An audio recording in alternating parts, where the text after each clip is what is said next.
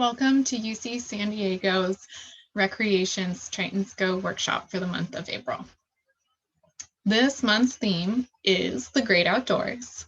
My name is Tessa Opperman and I'm the Outdoor Leadership Coordinator at Outback Adventures. And here's a photo of me with my dog, Juniper, hanging out outside.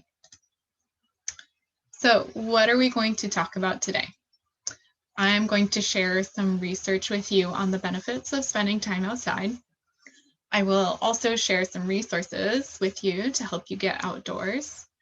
And then we'll go over some tips that you can use while setting your own goals for this month. And then we'll have a Q&A section for those of you that are here live, and we can chat about some of your goals. So first we're going to talk about why. Why spend time outside? Why explore the great outdoors? There are many benefits to spending time in nature.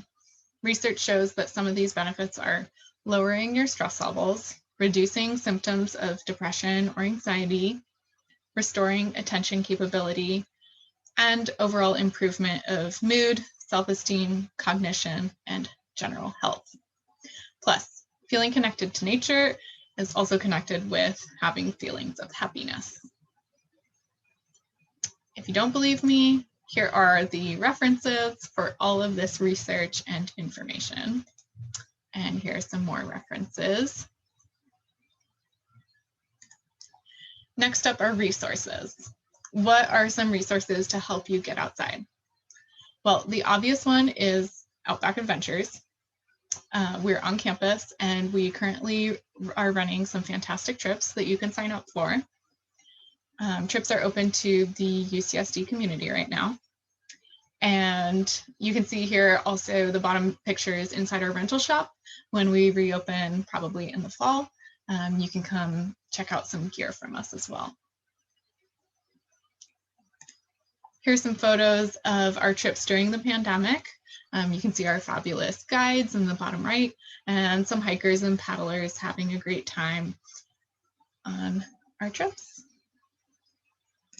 Our guides have also created tons of videos that you can check out if you want to try something new and if you're looking to get into something on your own and not have that group experience of coming on a trip.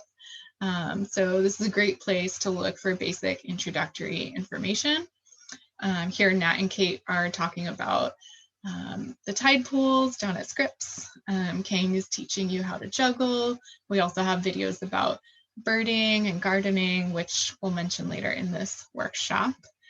So this is the weekly Thursday Learn at Lunch episode on Get Up Tritons, which is a playlist on the Recreation YouTube channel. If you're not already subscribed to it, you can find them there. And if you don't find what you're looking for on Get Out Tritons, then the internet has tons of information about places you can hike, local parks and trails, and much more. And anyone at Outback Adventures is always happy to chat about other resources for getting outside. So when people think of outdoor activities, these are probably some of the things that come to mind. Hiking, backpacking, snorkeling, kayaking, all these things that are really cool and you need a lot of equipment for and things like that. But what I want to share with you today is that there are so many things that you can do outside that will positively impact your well-being, and you don't necessarily need like a lot of gear or experience to go do these things. So here's some of these activities that I suggest getting started with. These are things you can do with minimal equipment and usually fairly close to home. So if you're interested in identifying plants, birds, or other animals, you can use an app called Seek by iNaturalist, and that's a great way to get started with that.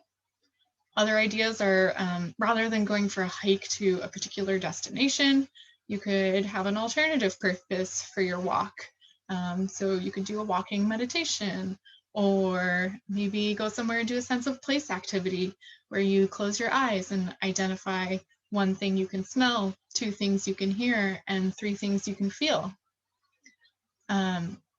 Gardening is another great way to feel connected with nature.